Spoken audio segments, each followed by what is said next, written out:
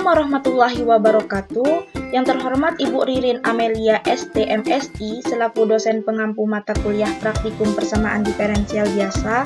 Perkenalkan, nama saya Amelia dengan NIM 10722110003, jurusan Matematika kelas 3A semester 3. Pada kesempatan kali ini saya akan membahas tentang persamaan diferensial non-homogen metode koefisien tak tentu dan sistem persamaan diferensial linier homogen masalah nilai eigen real berbeda.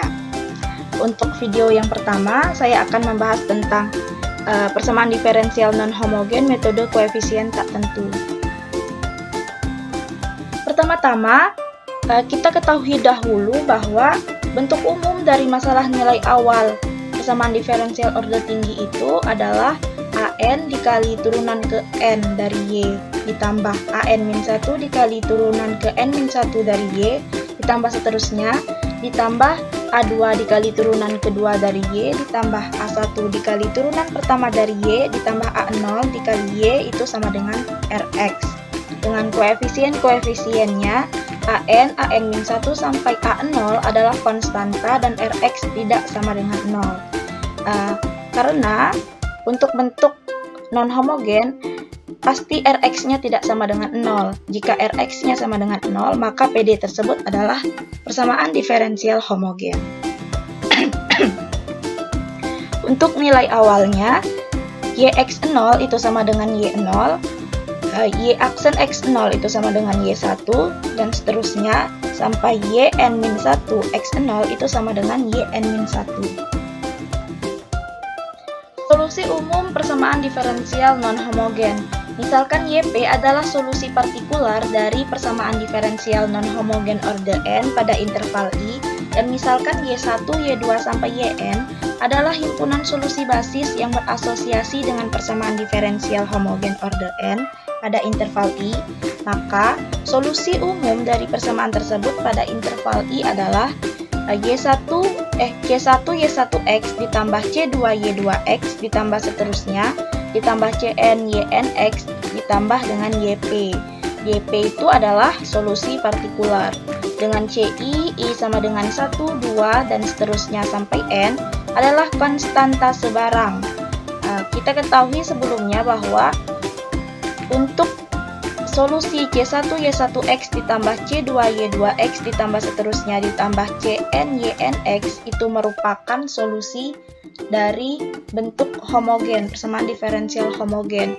Jadi untuk solusi umum persamaan diferensial non-homogen kita dapat menuliskan Y itu sama dengan solusi homogen ditambah dengan solusi partikular, atau Y sama dengan YH ditambah dengan Yp.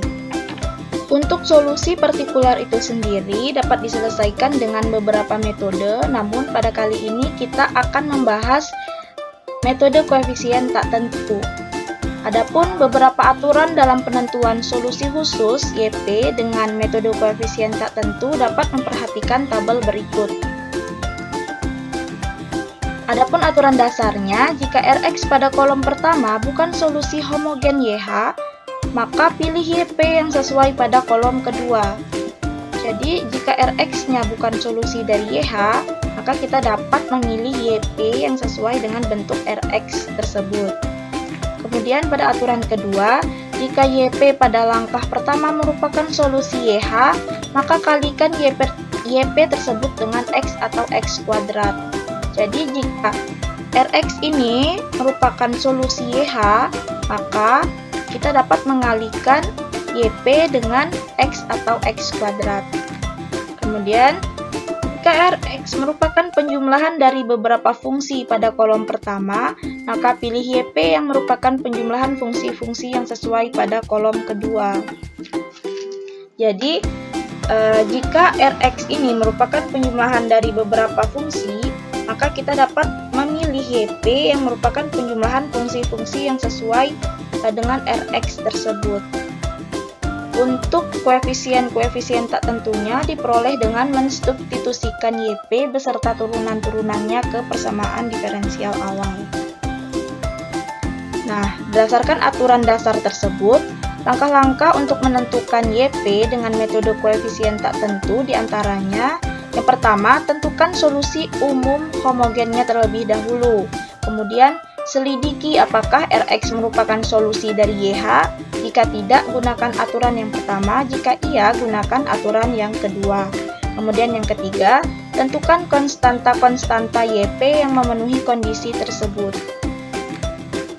Untuk lebih memahami materi ini, kita akan bahas satu contoh soal, yaitu tentukan solusi persamaan diferensial dari Y double aksen min 4Y aksen ditambah 4Y sama dengan sin 2X. Untuk penyelesaiannya, kita akan menggunakan aplikasi Maple. Kita beralih ke aplikasi Maple. Masukkan contoh soal yang ditanyakan tadi. Tentukan solusi dari persamaan diferensial Y double aksen min 4Y aksen ditambah 4Y sama dengan sin 2X. Sebagai tambahan, di sini seharusnya ada Y0 sama dengan 2 dan Y aksen 0 sama dengan 0. Mungkin langsung saja kita ketik with plot titik koma enter. Ini untuk membuat grafik. Kemudian kita buat persamaan di atas, kita lambangkan dengan Z. Z titik 2 sama dengan div dalam kurung YX, X lambang $2 tutup kurung dikurang 4 dikali div buka kurung YX, X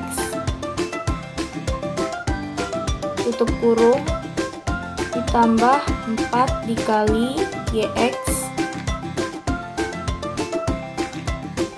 sama dengan sin buka kurung 2 dikali X tutup kurung titik koma enter. Nah, ini adalah persamaan yang ditanyakan. Kemudian dari persamaan ini kita dapat menentukan solusi umumnya. Solusi umum kita lambangkan dengan SU. Titik 2 sama dengan dissolve dalam kurung Z, YX tutup kurung titik koma enter. Jadi solusi umum dari persamaan diferensial di atas adalah YX sama dengan eksponen 2X dikali C2 ditambah eksponen 2X dikali X dikali C1 ditambah 1/8 cos 2X. Kemudian kita masukkan nilai awalnya tadi, kita lambangkan dengan Z1 sama dengan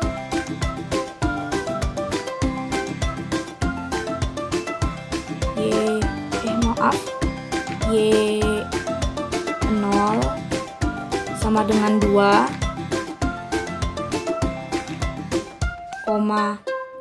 DY0